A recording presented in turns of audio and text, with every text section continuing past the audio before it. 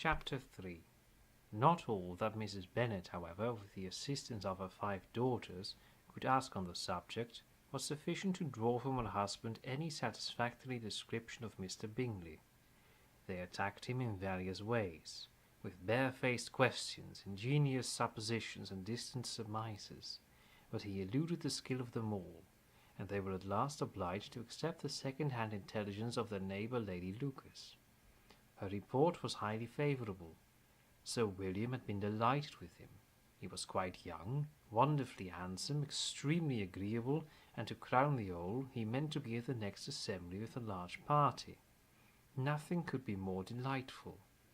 To be fond of dancing was a certain step towards falling in love, and very lively hopes of Mr. Bingley's heart were entertained. "If I can but see one of my daughters happily settled at Netherfield," said Mrs. Bennet to her husband, "and all the others equally well married, I shall have nothing to wish for." In a few days Mr. Bingley returned Mr. Bennet's visit, and sat about 10 minutes with him in his library. He had entertained hopes of being admitted to a sight of the young ladies, of whose beauty he had heard much, but he saw only the father. The ladies were somewhat more fortunate, for they had the advantage of ascertaining from an upper window that he wore a blue coat and rode a black horse. An invitation to dinner was soon afterwards dispatched, and already had Mrs. Bennet planned the courses that were to do credit to her housekeeping, when an answer arrived which deferred it all. Mr. Bingley was obliged to be in town the following day, and consequently unable to accept the honour of their invitation, etc. Mrs. Bennet was quite disconcerted. She could not imagine what business he could have in town so soon after his arrival in Hertfordshire, and she began to fear that he might be always flying about from one place to another, and never settled at Netherfield as he ought to be.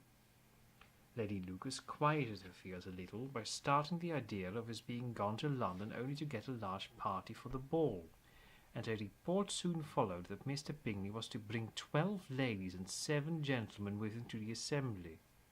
The girls grieved over such a number of ladies, but were comforted the day before the ball by hearing that instead of 12 he had brought only 6 with him from London, his 5 sisters and a cousin, and when the party entered the assembly room it consisted of only 5 altogether: Mr. Bingley, his 2 sisters, the husband of the eldest, and another young man. Mr. Bingley was good-looking and gentlemanlike. He had a pleasant countenance, and easy unaffected manners. His sisters were fine women with an air of decided fashion. His brother-in-law, Mr. Hurst, merely looked the gentleman, but his friend Mr. Darcy soon drew the attention of the room by his fine tall person, handsome features, noble mien, and the report which was in a general circulation within 5 minutes after his entrance of his having 10,000 a year. The gentlemen pronounced him to be a fine figure of a man. The ladies declared he was much handsomer than Mr. Bingley, and he was looked at with great admiration for about half the evening, till his manners gave a disgust which turned the tide of his popularity, for he was discovered to be proud, to be above his company, and above being pleased, and not all his large estate in Derbyshire could then save him from having a most forbidding disagreeable countenance, and being unworthy to be compared with his friend. Mr. Bingley had soon made himself acquainted with all the principal people in the room. He was lively and unreserved, danced every dance, was angry that the ball closed so early, and talked of giving one himself at Netherfield. Such amiable qualities must speak for themselves. What a contrast between him and his friend! Mr. Darcy danced only once with Mrs. Hurst and once with Miss Bingley, declined being introduced to any other lady, and spent the rest of the evening in walking about the room, speaking occasionally to one of his own party. His character was decided. He was the proudest, most disagreeable man in the world, and everybody hoped that he would never come there again. Amongst the most violent against him was Mrs. Bennet, whose dislike of his general behaviour was sharpened into particular resentment by his having slighted one of her daughters. Elizabeth Bennet had been obliged by the scarcity of gentlemen to sit down for 2 dances, and during that part of that time Mr. Darcy had been standing near enough for her to overhear a conversation between him and Mr. Bingley, who came from the dance for a few minutes to press his friend to join it. "Come, Darcy," said he, "I must have you dance. I hate to see you standing about by yourself in this stupid manner. You had much better dance." "I certainly shall not. You know how I detest it, unless I am particularly acquainted with my partner. At such an assembly as this it would be insupportable. Your sisters are engaged, and there is not another woman in the room whom it would not be a punishment to me to stand up with." "I would not be so fastidious as you are," cried Bingley, "for a kingdom. Upon my honour, I never met so many pleasant girls in my life as I have this evening, and there are several of them, you see, uncommonly pretty." "You are dancing with the only handsome girl in the room," said Mr. Darcy, looking at the eldest Mrs. Bennet. "Oh, she is the most beautiful creature I ever beheld. But there is one of her sisters sitting down just behind you, who is very pretty, and I dare say very agreeable. Do let me ask my partner to introduce you." "Which do you mean?" And turning round, he looked for a moment at Elizabeth, till, catching her eye, he withdrew his own and coldly said, "She is tolerable, but not handsome enough to tempt me, and I am in no humour at present to give consequence to young ladies who are slighted by other men. You had better return to your partner and enjoy your smiles, for you are wasting your time with me." Mr. Bingley followed his advice.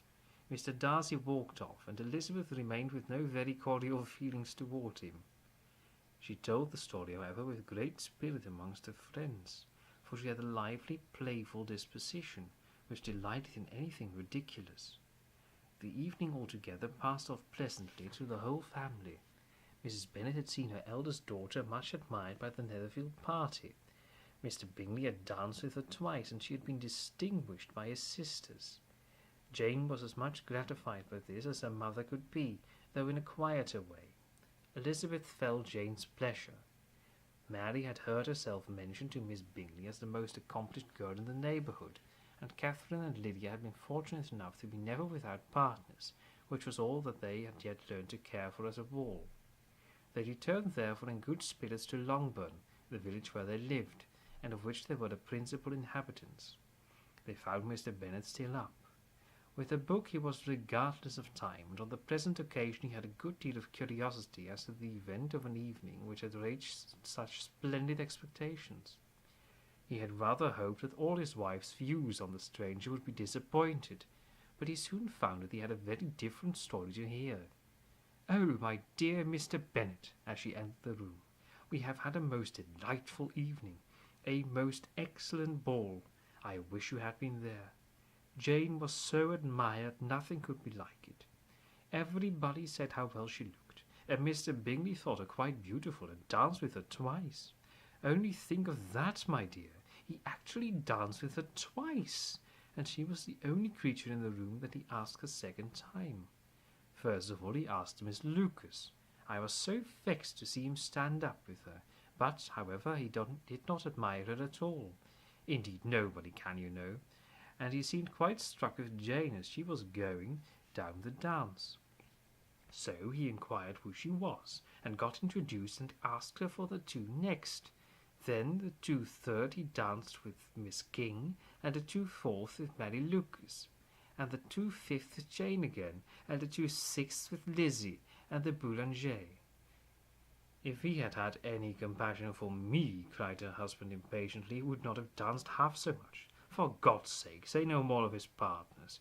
Oh, that he had sprained his ankle in the first dance. Oh, my dear, continued Mrs. Bennet, I am quite delighted with him.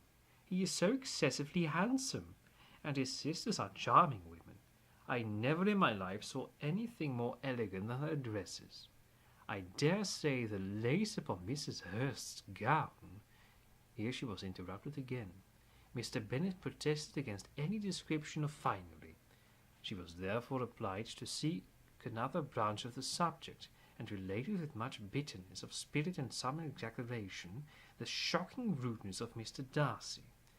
But I can assure you, she added, that Lizzie does not lose much by not suiting his fancy, for he is a most disagreeable, horrid man, not at all worth pleasing. So high and so conceited that there was no enduring him. He walked here and he walked there, fancying himself so very great. not handsome enough to dance with. I wish you had been there, my dear, to have given him one of your set-downs. I quite detest the man.